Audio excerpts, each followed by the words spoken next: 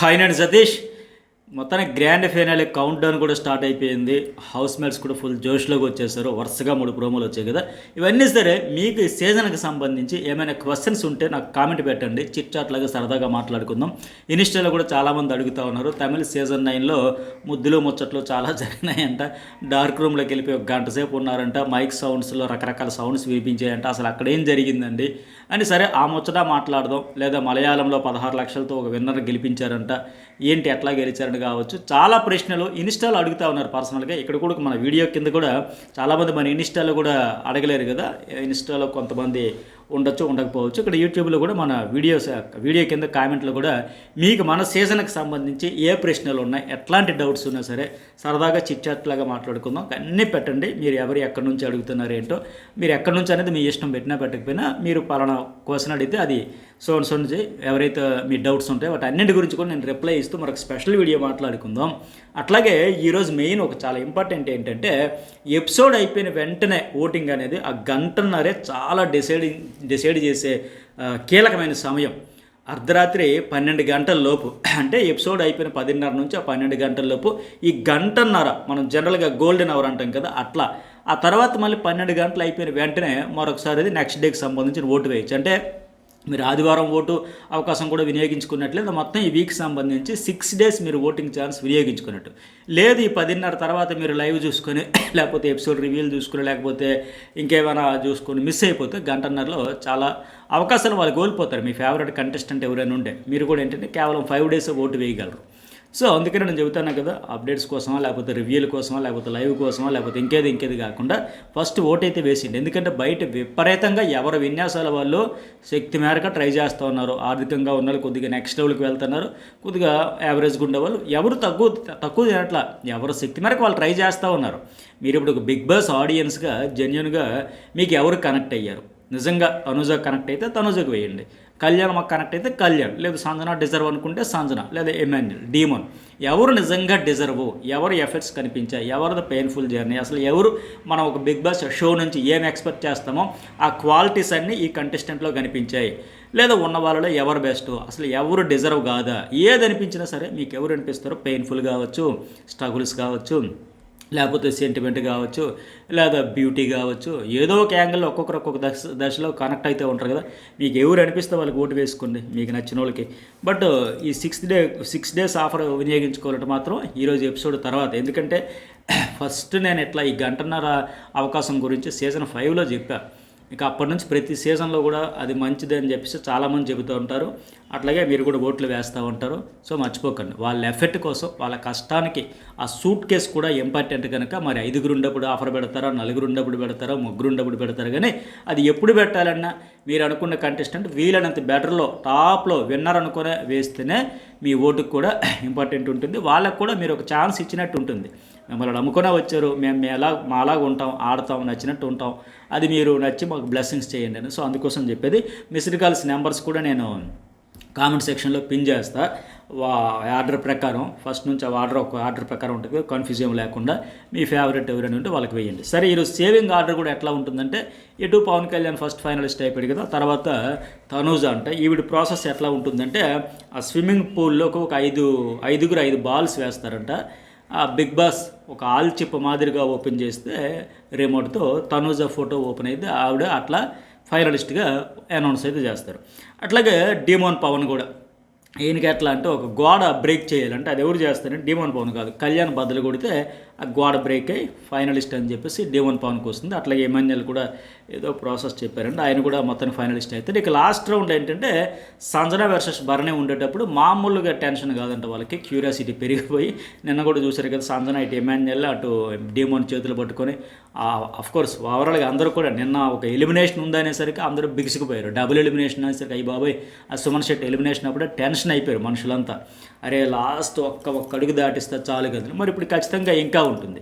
ఈరోజు మరి ఎట్లా ఉండబోతుందంటే, భరణి కావచ్చు, సాధన కావచ్చు బాగా పరితపించారు. ఎట్లాగైనా టాప్ 5లో అడుగు పెట్టాలి, ఉండాలి, ఫైనలిస్ట్ అనిపించుకోవాలి, ఉండాలి. టాప్ 5లోకి అడుగు పెట్టే ఏ పొజిషన్ అని ఓకే, ఫైనలిస్ట్ అనిపించుకుంటే ఆ కిక్కే వేరు అని. ఇక తర్వాత మళ్ళీ వాళ్ళు సూట్ కేసు ఆఫర్ని బట్టి ఎవరు డెసిషన్ వాళ్ళు తీసుకోవచ్చు, కానీ అక్కడికి ఎటు వెళ్ళే వాళ్ళు ఫీడ్బ్యాక్ అంతా ఇవ్వడం అన్నీ చెప్పడం ఉంటుంది కదా, ఎవరి పొజిషన్ ఏంటి ఐడియా ఉంటుంది కనుక వాళ్ళ ఫ్రెండ్స్ ఎక్స్ కంటెస్టెంట్లు ఫ్యామిలీ మెంబర్స్ వస్తారు. కానీ సరే అవన్నీ పక్కన పెడితే భరణి సంజన ఉండేటప్పుడు ఒక పెద్ద ఈగిల్లా ఉంటుందంట, ఒక వెంట్రుక ఫెదర్స్ ఉంటాయి కదా ఏకలో, అవి ఇలా పీకినట్టుగా సంథింగ్ ఆ టైప్ ప్లాన్ చేశారంటే ఒకరు పీకేటప్పుడు ఎగ్జిట్ అని, ఒకరు పీకేటప్పుడు ఫైనలిస్ట్ అని, అట్లా సంజన కూడా ఫైనలిస్ట్ అయితే అవుతుంది, భరణి అయితే ఎలిమినేట్ అవుతారు. ఇది ఇవాళ మీరు చూడబోతుంది.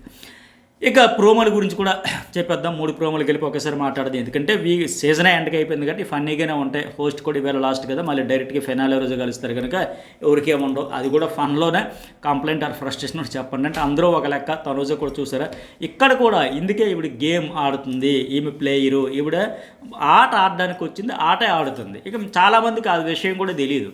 ఇప్పుడు కళ్యాణ్ లాంటి ఇప్పటికీ ఇంకా సీజన్ అయిపోయినా తెలియదు, బట్ ఇప్పుడు చూసారా ఇక్కడ ఫన్ మోడ్లో అందరూ చెబుతూ ఉన్నారు, ఫ్రస్ట్రేషన్ కంప్లైంట్ అన్నా సరే.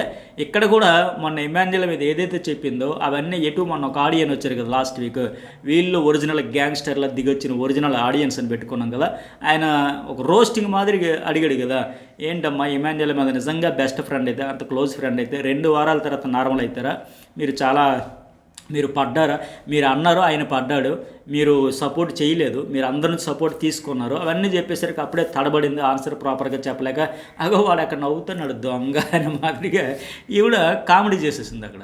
సో అంతకుముందు నామినేషన్లో అప్పుడు ఎట్లాగైతే సీరియస్గా చెప్పిందో ఆయన అడిగేటప్పుడు కూడా కవర్ చేసుకునే ప్రయత్నం చేసింది. ఇప్పుడు ఫన్ మోడ్లో అయినా సరే, చాక్లెట్స్ గిఫ్ట్ల కోసం అయినా సరే ఫన్నీగా చూసావా నేను ఎంత ప్రేమగా మాట్లాడా, ఎంతో ప్రేమతో చూసుకుంటే నువ్వే మైండ్లో పెట్టుకుని నాతో మాట్లాడడం అనేసి నన్నే వేడి చేసేసి మొత్తం లిస్ట్ అంతా చదివేస్తుంది. ఏదో ఒక రకంగా ఆవిడ చెప్పాలనుకుని చెప్పేసి నా వైపు నుంచి తప్పులేదు, నేను నిన్ను కలుపుకుంటూ పోయాను, నేను ఒక ఫ్రెండ్లీ పాజిటివ్ వైబే ఇచ్చా, బట్ నీదే తప్పున మాదిరిగా ఫస్ట్లో మనం కామెడీలు చేసాం, స్కిట్లు చేసాం, ఆ తర్వాత దూరం పెట్టేసాం అంటే అక్కడ ఇమాన్యుయల్ కూడా ఉంది. రీతు ఇమాన్యుయల్ కలిపి ఒకసారి మాట్లాడుకున్నారు గార్డెన్ ఏరియాలో, అరే నేను అనవసరంగా లేపేసాను ఆవిడని, కామెడీలు చేసి స్కిట్లు చేసి ఎక్కడికో పెట్టేసినట్టు ఉన్నానంటే, ఆ రీతు కూడా యాక్చువల్లీ మన ఇద్దరం క్లోజ్ కదా, బట్ నువ్వు హౌస్లో కూర్చొని నాతో కొంటే ఆవిడతో ఎక్కువ ఉన్నావు, నీ వల్ల ఆవిడకి హైప్ వచ్చింది, ఆ స్కిట్స్ ఫన్, తండ్రి కూతురు బాండు, ఇతడు పెళ్లి చేసుకుందాం, అట్లా ఇట్లా చాలా ఫన్ చేశాడు కదా, బట్ అన్నింటి ఫ్లట్టింగ్ చేయడం ఇవన్నీ దానివల్ల మాదిరిగా అతడు కూడా దూరం పెట్టాడు. ఈవిడ కూడా కావాలని ఏదో చేసినట్టుగా చెప్పుకుంటూ వస్తుంది. ఇక్కడ ఆ కామెడీలన్నీ మిస్ అయిపోయాము అని లెక్క. అఫ్కోర్స్ వీళ్ళది కూడా తప్పు ఉంది. ఆ ఫైర్ స్టోమ్ వచ్చిన తర్వాత ఇప్పుడు తనుజ భరణి వాళ్ళందరూ అప్పుడు మాట్లాడుకోలేదా, ఆ కామెడీలు చేయించి ఆ స్కిట్స్ ద్వారా మనం కూడా బ్యాడ్ చేసేసాడు. ఆ బాండ్స్ని పోర్ట్రే చేసి కామెడీ చేసి స్కిట్ చేసి అతడు దాన్ని అడ్వాంటేజ్గా మార్చుకుంటాడు. అనవసరంగా మనం చనిపించాం ఆ కామెడీని, ఆ జోక్స్ని, ఆ ఫ్లట్టింగ్ని, ఆ స్కిట్స్ని అప్పుడే కంట్రోల్ చేసి ఉంటే బాగుండని. ఈవిడ కూడా మీకు ఎంతమందికి గుర్తుంది, ఆ జైలు దగ్గర కూర్చొని మాట్లాడుకున్నారు నైట్, ఈవిడ భరణి అట్లాగే రీతు చౌదరి వీళ్ళందరూ ఆ బాండ్స్ మీద ఆయన ఫన్ క్రియేట్ చేస్తున్నాడు, జనరేట్ చేస్తున్నాడు.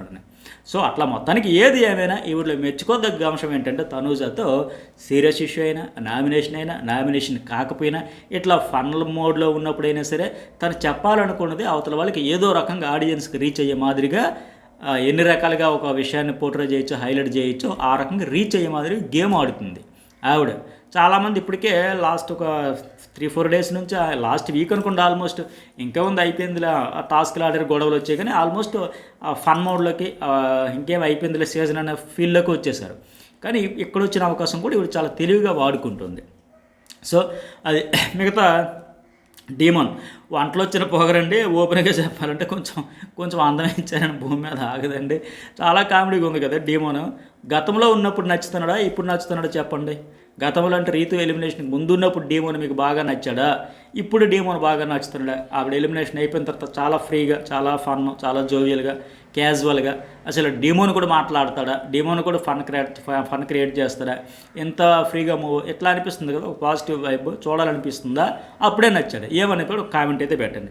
అట్లాగే ఇమాన్యుయల్ ఇంకేముంది అని చెప్పేది ఏంటంటే వాళ్ళ మమ్మీ గురించి ప్రతిసారి వీకెండ్ వచ్చి మీరు నా క్లాస్ పీకుతారు, ఆవిడ మాత్రం వినిపించుకోదని, ఇవన్నీ కామన్. ఇంకా అట్లాగే అంతకుముందు ప్రోమోలు కూడా ఎవరికి ఎంత ఇచ్చి పంపుతారంటే ఇంకేముంది ఇక్కడ కూడా అదే ఎవరిని ఎలిమినేట్ చేస్తాడు మాదిరిగా. ఆ ప్రైజ్ మనీ అంటే భరణి ఇమాన్యుయల్కి చెబుతాడు, ఇమాన్యుయల్ భరణికి చెప్తాడు. ఇంకా అందులో కొత్త ఏముంది, ఎంత ఏముంది, ఆ పవర్ అస్త్రం నుంచి నెగిటివ్ ఉంది ఆయనకంటే నిన్న మనం చెప్పుకున్నట్టు అంతే కదా. అప్పుడు నాకు వాడలేదు ఇమాన్యుయల్, అందువల్ల ఎలిమినేట్ అయిపోయినట్టు ఫీల్ అవుతుంది. వాడకుండా ఉండడం వల్ల భరణిని రక్షించాడు ఆయన ఒక రకంగా. లేదంటే అప్పుడు వాడి ఉన్నాడు అనుకోండి, అరే ఆడియన్స్ ఓట్లు లేకపోయినా నేను ఉన్నానా, మళ్ళీ ఇప్పుడు ఏదో ఒక రకంగా వచ్చినా మళ్ళీ టాస్క్లు ఆడుకుంటూ వచ్చి వాళ్ళ ఆడియన్స్ ఓట్లతో వచ్చాను, రీఎంట్రీ ఇచ్చాను, ఒక సాటిస్ఫాక్షన్ ఆయనకు ఉంది. ఓకే ఆయన ఎట్లా వచ్చినాడు పక్కన పెడితే ఆడియన్స్ ఓట్లతో సపోర్ట్తో వచ్చాను. ఇది బెస్టా? పవరస్త్ర ద్వారా ఉన్నాను అనుకుంటే అది బెస్టా చెప్పండి.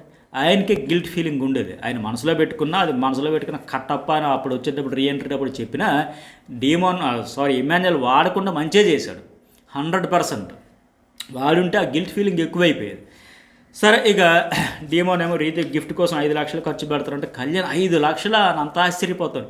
నిన్నే కదా 3 లక్షలు మనకు పెద్ద మ్యాటరా ఏమన్నా ఇమాన్యుయల్ 3 లక్షలు నీకు పెద్ద ఎక్కువ అన్నా ఏరా డీమోన్ నీకు 3 లక్షలు ఎక్కువ 3 లక్షలకి 5 లక్షలు పెద్ద తేడా ఏం లేదు కదా.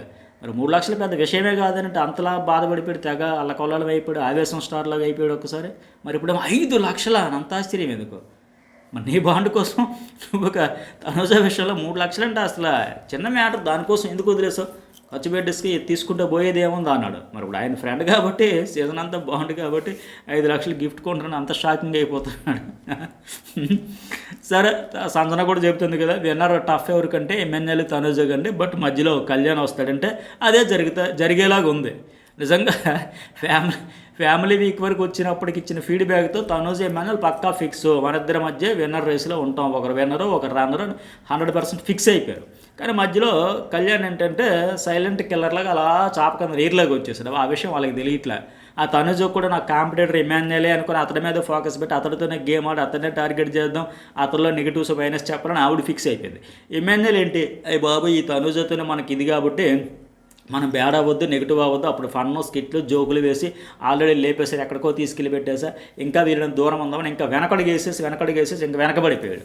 బట్ వీళ్ళిద్దరి మధ్యలోంచి సైలెంట్గా కామ్గా ఈయన వచ్చేసాడు కళ్యాణ్. చాలామందికి ఆయన కనెక్ట్ అవ్వడం వల్ల ఒకవేళ ఆయన కూడా కావచ్చు. మరి ఎవరు మీ దృష్టిలో వినరు కూడా ఒక కామెంట్ అయితే పెట్టండి. ఇక తర్వాత ఫన్ మోస్ట్ పాపులర్ సిచ్యువేషన్స్ అంటే ఒకరినొకరు ఇమిటేషన్ చేసుకుని ఆ కామెడీ కూడా బాగుంది కదా. మరి ప్రశ్నలు అయితే మర్చిపోకండి. మీకు డౌట్స్ ఏమన్నా ఈ సీజన్కి సంబంధించి ఎలాంటి డౌట్స్ ఉన్నా కామెంట్ అయితే పెట్టండి, సరదాగా మాట్లాడుకుందాం. నెక్స్ట్ వీడియోలో వాటి అన్నింటి గురించి కూడా నేను ఆన్సర్స్ అయితే చేస్తాను. Thank you.